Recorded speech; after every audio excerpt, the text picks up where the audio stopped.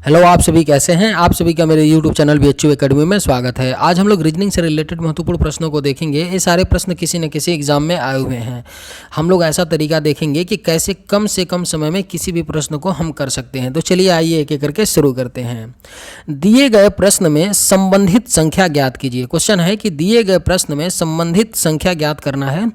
जिस तरह से 983 से रिलेटेड है, 547 से रिलेटेड है, उसी तरह बताना है 4 किस संख्या से रिलेटेड होगा। ओके, तो इस तरह के प्रश्न को करने के लिए सिंपल बेसिक यही तरीका होता है कि जो दो टर्म दिए गए होते हैं उनमें जो लॉजिक बैठता है, सेम लॉजिक हम लोग क्या लगाते हैं, जिसमें तीसरे टर्म में पूछा जाता है उसमें लगा देते हैं, आंसर आ जाता है।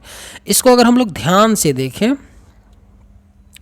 तो 9 में अगर हम 9 का मल्टीप्लाई कर दें तो 99 81 और +2 कर दें तो 83 आ गया। आ रहा है कि नहीं, 99 81 81 2 83। उसी तरह 5 में हम क्या कर दें कि 5 में 9 का मल्टीप्लाई कर लें, 5 × 9 +2 कर लें तो 5 45 2 47। सेम यही यहाँ काम कर लेते हैं। 4 में कितने का मल्टीप्लाई कर लें, 9 का मल्टीप्लाई कर लें, +2 ऐड कर दे तो 9 चौको 36 और 36 2 38। तो हमारा राइट आंसर क्या हो जाएगा, ऑप्शन डी हो जाएगा। 38 इसका करेक्ट आंसर क्या होगा, 38 इसका राइट आंसर हो जाएगा। चलिए अगले प्रश्न पे चलते हैं। निम्नलिखित श्रृंखला में प्रश्न चिन्ह के स्थान पर कौन सी संख्या आएगी। सीरीज का प्रश्न है, बेहद ही अच्छे प्रश्न बनते हैं। निम्नलिखित श्रृंखला एक दी गई है, उसमें क्वेश्चन मार्क की जगह पूछा जा रहा है कि इस क्वेश्चन मार्क के स्थान पर क्या आएगा। ओके, जब भी इस तरह का दे आपको 5 से कोई संख्या स्टार्ट होती है तो समझिए कि क्वेश्चन कहीं ना कहीं अपने आप में बहुत अच्छा बनने वाला है। ठीक है, कई दफ़ा ऐसा होता है कि अगर और सीरीज थोड़ी बड़ी होती ना तो हम कई दफ़ा ऐसा होता है कि अगर ये सीरीज थोड़ी बड़ी होती ना तो इसमें 2 सीरीज होते हैं। एक तो 5 से 7 जाता, 7 से 25 जाता और 5 से 21 ऐसे मूव करता। लेकिन इसको ध्यान से देखेंगे सीरीज को तो इसमें कितने टर्म दिए, टोटल 5 टर्म दिए, 6ठा टर्म पूछा है। तो ये तो बात क्लियर हो गया कि इसमें 2 सीरीज नहीं है, एक ही सीरीज है और उसी में कोई प्रक्रिया चल रही है, कोई लॉजिक है और उसी लॉजिक को आगे बढ़ा करके आंसर हमको लाना है। तो 5 से 5 कैसे आ सकता है, चलिए करते हैं। 5 से 5 कैसे आ सकता है, अगर हम 1 का मल्टीप्लाई कर दें, 5 × 5 तो 5 आ गया। और 5 से 7 कैसे आ सकता है, अगर मैं +2 ऐड कर दें तो 7 आ गया। और 7 से 21 कैसे आ सकता है, अगर हमने इंटू 3 कर दिया तो 7 3 21 कर दिया। आप देख रहे हैं कि पहले बार हमने क्या किया कि 1 का गुणा किया, दूसरी बार क्या किया 2 जोड़ा, तीसरी बार क्या किया 3 का गुणा किया, तो चौथी बार क्या करेंगे प्लस करेंगे। अगर 21 में हम क्या कर दे, प्लस कर दे 4 का, तो 21 4 25 हो गया। तो हम देख रहे हैं 1 2 3 4 यानी गुणे प्लस, तो 4 प्लस किए हैं तो यहाँ पे क्या होगा इंटू 5 होगा। 25 में इंटू क्या करेंगे 5 करेंगे तो 25 25 कितना हो जाएगा 125। तो हमारा राइट आंसर क्या हो जाएगा, ऑप्शन सी हो जाएगा इसका 125। चलिए अगले प्रश्न पे चलते हैं। नीचे दिए गए प्रश्न में संबंधित शब्द को चुनना है। सेम पहला जो प्रश्न दिया गया है ना, उस वही प्रश्न है। पहले वाले प्रश्न में वहाँ क्या दिए गए हैं, नंबर्स दिए गए हैं और यहाँ पे क्या है तो शब्द आपको दिए गए हैं। जिस तरह से भेड़ मटन से संबंधित है उसी तरह हिरन किससे संबंधित होगा आपको बताना है। तो भेड़ और मटन में क्या रिलेशन हो सकता है, भेड़ का जो मांस होता है ना उसको हम लोग क्या बोलते हैं, मटन बोलते हैं। समझिएगा, भेड़ के मांस को मटन बोलते हैं, उसी तरह हिरन के मांस को क्या बोलते हैं, मीट बोलते हैं, प्लेस बोलते हैं, व्हील बोलते हैं, वेनिसन बोलते हैं। हिरन के मांस को क्या बोला जाता है, वेनिसन बोला जाता है। तो हमारा राइट आंसर क्या हो जाएगा, ऑप्शन सी। जिस तरह भेड़ के मांस को मटन उसी तरह हिरन के मांस को वेनिसन बोलते हैं। चलिए अगले प्रश्न पे चलते हैं। दी गई अक्षर संख्या प्रतीक श्रृंखला के आधार पर पूछे गए प्रश्न का उत्तर हमें देना है।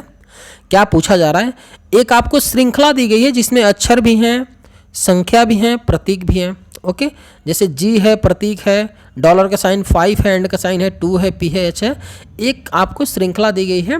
तो पूछा क्या जा रहा है इस श्रृंखला से रिलेटेड प्रश्न, उपरोक्त श्रृंखला में से ऐसे कितने प्रतीक हैं, यहाँ पे ध्यान दीजिए, कितने प्रतीक हैं जिनके ठीक पहले एक अक्षर और ठीक बाद एक संख्या भी है।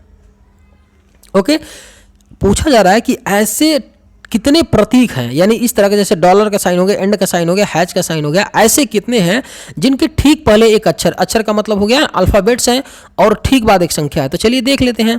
यानी कहने का मतलब ये है कि अगर यहाँ हम सिंबल को एस से डिनोट करते हैं, उसके पहले अक्षर को ए से डिनोट कर देते हैं और ठीक बाद संख्या को मैंने एस एन से डिनोट कर दिया।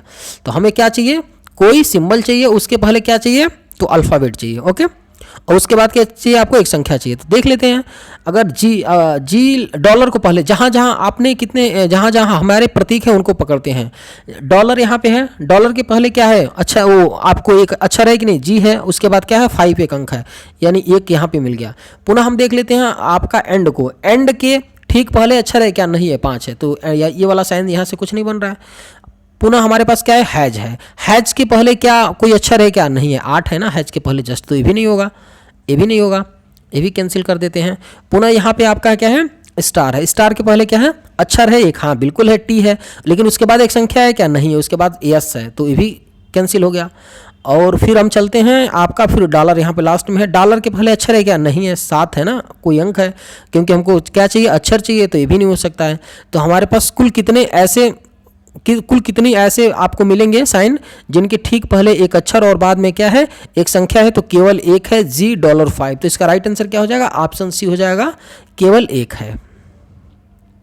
वृक्षों की एक पंक्ति में एक वृक्ष दोनों सिरों से 5वां है, बताएं कि पंक्ति में कुल कितने वृक्ष हैं। इस तरह के प्रश्नों को करने के लिए मैंने आपको बताया है कि कुछ नहीं करना है, 5वां बोल रहा है दोनों सिरों से 5वां, तो 5 करिए प्लस 5 करिए माइनस 1 करिए, आपका आंसर आ गया 10 - 1 = 9। हमारा राइट आंसर क्या हो जाएगा, ऑप्शन सी 9 हो जाएगा। कैसे मैंने इसको किया, इसको थोड़ा समझिएगा। ये कह रहा है ना कि दोनों सिरों से, यानी आप आगे से गिनिए, आप लेफ्ट से गिनिए या राइट से गिनिए, दोनों सिरों से गिनते हैं तो एक वृक्ष है तो 5वें स्थान पे आता है। अगर लेफ्ट से हम काउंट करते हैं तो भी 5वें स्थान पे आता है, राइट से हम काउंट करते हैं तो भी 5वें स्थान पे आता है। तो मैंने क्या किया कि लेफ्ट से गिन लिया 5, राइट से गिन लिया 5, 5 - 5 10 हो गया। लेकिन जो बीच वाला जो हम गिन रहे हैं ना, इधर से भी 5 इधर से भी 5, हम एक एक्स्ट्रा गिन ले रहे हैं ना, 2 बार 5 कर ले रहे हैं, तो वही मैंने क्या किया, एक माइनस कर दिया। सिंपल इसका कंसेप्ट होता है, कुछ भी पूछे कि दोनों तरफ से सेम है, चाहे वो लड़कों की बात कर दे, चाहे पेड़ों की बात कर दे, किसी भी चीज़ की बात कर दे, और पूछे कि टोटल नंबर ऑफ काउंट्स कितने हैं, तो कुछ नहीं करना है, आपको जो भी संख्या दी जाए उसको 2 बार ऐड करना, -1 करना है, आपका आंसर आ जाएगा। चलिए अगले प्रश्न पे चलते हैं। यदि 10 को 20, 5, 14 लिखा जा सकता है तो मेन को ऐसे कैसे लिखा जा सकता है। देखते ही आपको पता चल रहा होगा, इस तरह के प्रश्न जनरली प्लेस वैल्यू पर ही होते हैं। किस पे होते हैं, प्लेस वैल्यू। प्लेस वैल्यू आपको पता होगा, अल्फाबेट्स जिस क्रम में आती है, जो क्रम का नंबर होता है वही उनका प्लेस वैल्यू होता है।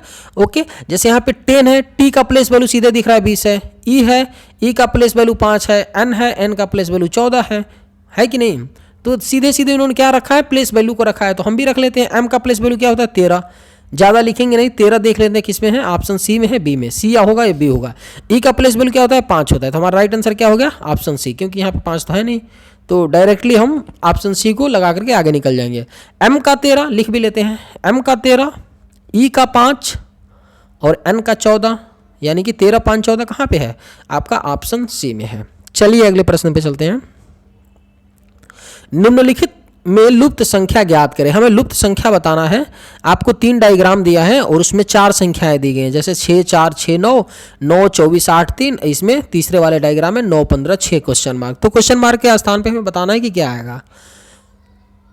इसको करने के लिए कुछ नहीं, जो पहले के जो 2 डायग्राम दिए गए होते हैं ना, उसमें जो 4 संख्याएं हैं वह किस तरह से एक दूसरे से रिलेटेड है, क्या उनमें लॉजिक लग रहा है। सेम जो लॉजिक लग रहा है एक दूसरे से रिलेशन में, वही लॉजिक हम तीसरे वाले डायग्राम में लगा देंगे। अगर ध्यान से देखेंगे तो क्रॉस चेक करना, इस तरह जैसे मान लीजिए ट्रायंगल भी बन जाता है ना, तो उनमें ज़्यादा ट्रायंगल बन जाए, स्क्वायर बन जाए, तो क्या होता है क्रॉस मल्टीप्लिकेशन ऐसा कुछ होता है, या क्रॉस क्या होता है समेशन होता है, या अल्टरनेट समेशन हो गया, अल्टरनेट मल्टीप्लिकेशन हो गया। जैसे यहाँ पे ध्यान से अगर देखेंगे 9 और 4 को तो मल्टीप्लाई करेंगे तो कितना आएगा 36 आएगा, 6 को मल्टीप्लाई करेंगे तो 36 आएगा, आ रहा है कि नहीं। उसी तरह 9 8 को मल्टीप्लाई करेंगे तो यहाँ पे 72 आएगा, और 24 3 को मल्टीप्लाई करेंगे तो 72, यानी कि जो अपोजिट संख्याएं हैं ना उनका मल्टीप्लिकेशन जो क्या आ रहा है सेम आ रहा है।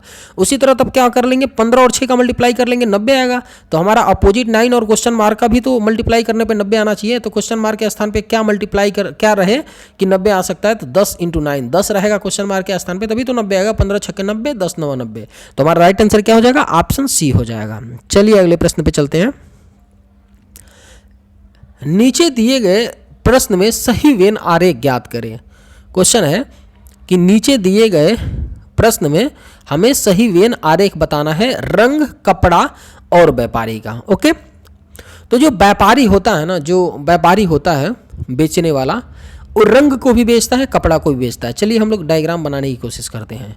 यहाँ पे मैंने क्या किया, व्यापारी बना दिया, व्यापारी को मैंने 20 से डिनोट किया। क्या होता है, कुछ जो रंग होते हैं ना, कुछ रंग क्या होते हैं, रंग और कपड़े में क्या रिलेशन हो सकता है कि कुछ कपड़ा क्या हो, रंगीन हो और कुछ रंगीन कपड़े हो। ऐसा हो नहीं सकता है, बिल्कुल हो सकता है। कुछ कपड़ा रंगीन हो या कुछ रंगीन क्या हो, कपड़े हों, बिल्कुल हो सकता है। तो ये म्यूचुअली एक दूसरे से रिलेटेड होंगे। और रंग और कपड़ा दोनों का क्या करता है, व्यापारी क्या करता है, बेचता है। तो इनके व्यापारी के अंदर ये दोनों आ जाएंगे। इस तरह का डायग्राम किसमें है, ऑप्शन सी में है, इस तरह का डायग्राम। तो हमारा राइट आंसर क्या हो जाएगा, ऑप्शन सी हो जाएगा। दिए गए समीकरण में किन दो चिन्हों के स्थान परस्पर बदल लेने पर समीकरण संतुलित हो जाएगा। बेहद इजी क्वेश्चन है, एसएससी में एक क्वेश्चन बिल्कुल ही पूछा जाता है इस तरह का, लेकिन बहुत ही ज़बरदस्त खतरनाक क्वेश्चन होता है क्योंकि आपका टाइम कंज्यूमिंग होता है। इसमें आप देख करके एक बात ध्यान देने वाली होती है जिससे कि आपका ये प्रश्न आसान हो जाता है। हमसे पूछा जा रहा है ना कि किस दो चिन्ह को अगर हम बदल दें तो जो इक्वेशन लिखा है 75/8 × 6 + 24 - 6 = 21 31, ये संतुष्ट हो जाएगा। ओके, तो सबसे पहले इस बात को ध्यान दीजिएगा कि एक तो पहला तरीका है कि आप पहला ऑप्शन चेक करें, ऑप्शन ए चेक करें, ऑप्शन बी का साइन बदल के देखें, ऑप्शन सी का देखें, डी का, और जिसमें सेटिस्फाई हो जाएगा वो आपका राइट आंसर हो जाएगा, बिल्कुल हो जाएगा। लेकिन इसको आप शुरू मान लीजिए करते हैं ऑप्शन ए से, ऑप्शन ए सेटिस्फाई ना करे, ऑप्शन बी ना करे, सी ना करे और लास्ट में डी करे, तो 2 मिनट तो निकल गया ना, तो फिर तो समस्या हो जाएगा। तो अप्रोच क्या होना चाहिए, कैसे हमको अप्रोच करना चाहिए कि हम किस ऑप्शन को पकड़े, कौन ऑप्शन के होने की प्रोबेबिलिटी मैक्सिमम हो सकती है। ओके, तो सबसे पहले इसको करने के लिए ना कि किस ऑप्शन को हम पकड़े, डिवीजन को देखिए। डिवीजन 8 और 75 है ना, 8 और 75 डिवाइड हो पा रहा है, 75 8 से कटेगा, नहीं कटेगा। तो ये बात तो क्लियर हो गया ना कि भाग्य कहीं ना कहीं इंटरचेंज होगा। तो ऑप्शन सी वाला में भाग्य नहीं है तो ये तो इंटरचेंज होगा ही नहीं। ऑप्शन डी में नहीं है भाग्य तो ये तो होगा ही नहीं, यानी 2 ऑप्शन एलिमिनेट हो गया। ऑप्शन 2 बचे हैं, ऑप्शन या तो ए होगा या तो बी होगा। ठीक है, फिर देख लेते हैं एक बार। मैं क्या करता हूं ना कि ऑप्शन बी को प्लस और भाग्य को इंटरचेंज करके देखते हैं। ठीक है, मैं क्या किया, प्लस को यहाँ लाया और भाग्य को यहाँ। देखिए 6 भाग्य 24 करेंगे ना तो जानते हैं क्या होगा, 1/6 हो जाएगा। 6/24 यहाँ चेंज करेंगे। बात समझिएगा ध्यान से मैं क्या कह रहा हूँ। अगर मान लीजिए मैंने ऑप्शन मान लिया कि बी, हम बी से शुरू करते हैं, बी सही है। ठीक है, तो बी जब करेंगे तो भाग्य की जगह यहाँ प्लस हो गया बच्चों, और यहाँ पे प्लस की जगह यहाँ भाग्य हो गया। ध्यान से समझिएगा। तो जब इसको आप चेंज करिएगा ना तो क्या होगा, करके देख लेते हैं। 75 है, 8 छक्के 48 हो गया। 75 8 छक्के 48, यानी कि 75 और प्लस 8 × 6 48 हो गया। लेकिन 48 तो करेंगे नहीं, 8 लिखेंगे। 8 × 6/24 - 6 तो आपका 6 × 4 = 24, 4 2 9 8। चेक कर लेते हैं, 2 यहाँ हो रहा है। 75 आपका 2 नहीं होगा ना, 75 तो कितना कर देंगे, 77 - 6 करेंगे तो 31 नहीं आएगा। तो हमारा राइट आंसर क्या हो जाएगा, सीधे सीधा हमारा राइट आंसर हो जाएगा ऑप्शन ए। अब करेंगे ही नहीं, बिल्कुल चेक को कुछ नहीं करना है, ऑप्शन ए हो जाएगा आपका राइट आंसर, क्योंकि डी होगा नहीं, सी होगा नहीं और बी सेटिस्फाई नहीं कर रहा है, बिल्कुल नहीं कर रहा है। तो पहले को चेक करके भी आप देख सकते हैं कि हो रहा है कि नहीं। भाग्य और माइनस को चेंज कर लेते हैं। चलिए भाग्य यहीं पे करते हैं, भाग्य और माइनस को चेंज। यहाँ पे मैंने माइनस कर दिया और यहाँ पे भाग्य कर दिया। ठीक है, तो 75 - 8 यानी कि 75 माइनस मल्टीप्लाई कर लेंगे 48। ओके, 48 और उसके बाद यहाँ पे क्या हो जाएगा, माइनस और भाग्य। ओके, यहाँ पे आपका भाग्य होगा ना, यहाँ पे आपका भाग्य है। ओके, तो 48 हो गया आपका, 8 छक्के 48 प्लस 6 4 हो गया। तो 48 4 कितना हो गया, 52 हो गया ना आपका। और 52 माइनस कितना हो गया, 75 कर लेंगे। 75 और प्लस 4 कर लेंगे, कितना हो गया 79, और 79 में से 48 निकाल देंगे तो 9 में से 8 गया 1, 7 में से 4 गया आपका, कितना हो गया 3। तो हमारा राइट आंसर क्या, सेटिस्फाई ऑप्शन ए कर रहा है। चलिए अगले प्रश्न पे चलते हैं। कथनों को पढ़े और दिए गए विकल्पों में से निष्कर्ष चुनें। सिलॉक्स का क्वेश्चन है, इसके लिए सीधा कुछ नहीं करना है, आपको वेन डायग्राम बनाना है। जैसे स्टेटमेंट दिए उसके अनुसार वेन डायग्राम बनाइए और फिर हम लोग आंसर उसके निष्कर्ष को एक एक करके चेक करेंगे। ओके, कह रहा है कि कुछ सभी वर्ग गुलाब हैं, कुछ गुलाब तोते हैं, कोई तोता वर्ग नहीं है। ठीक है, जैसे जैसे कह रहे हैं भैया वैसे वैसे बनाते हैं। सभी वर्ग गुलाब हैं। ठीक है, ये सभी वर्ग हैं, क्या है, गुलाब हैं। ध्यान से समझिएगा, गुलाब को मैं जी से और वर्ग को मैं स्क्वायर से डिनोट कर रहा हूँ, समझिएगा बात को। ठीक है, और कुछ गुलाब तोते हैं, जो कुछ गुलाब जो हैं वो तोते हैं, तोते को मैं पी से डिनोट किया, ठीक है। अब कोई तोता वर्ग नहीं है, कोई भी जो तोता है वो स्क्वायर नहीं है, समझिएगा, कोई भी तोता जो स्क्वायर नहीं है, तोता और स्क्वायर में रिलेशन क्रॉस का है, ठीक है। चेक कर लेते हैं अब आपका निष्कर्ष। कुछ तोते गुलाब हैं, कुछ पैरट्स क्या हैं, गुलाब हैं, क्या है, कुछ पैरट्स गुलाब है, बिल्कुल बात सही है भैया। यहाँ पे कुछ तो बोला है ना, यहाँ पे कुछ तो इससे के साथ लग रहा है ना, तो यानी कि पहला तो निष्कर्ष सही है। कुछ वर्ग तोते हैं, कुछ स्क्वायर जो है वर्ग हैं तोते हैं, नहीं है ना भाई, क्योंकि हमने यहाँ क्रॉस का निशान लगा दिया गया कि तोता और स्क्वायर में कोई रिलेशन है ही नहीं, तो कुछ वर्ग तोते कैसे हो सकते हैं। तो हमारा राइट आंसर क्या हो जाएगा, ऑप्शन सी, केवल निष्कर्ष एक संतुष्ट कर रहा है। चलिए आज की वीडियो में बस इतना ही। अगर आपको ये वीडियो पसंद आया हो तो एक लाइक जरूर कीजिएगा। थैंक्स।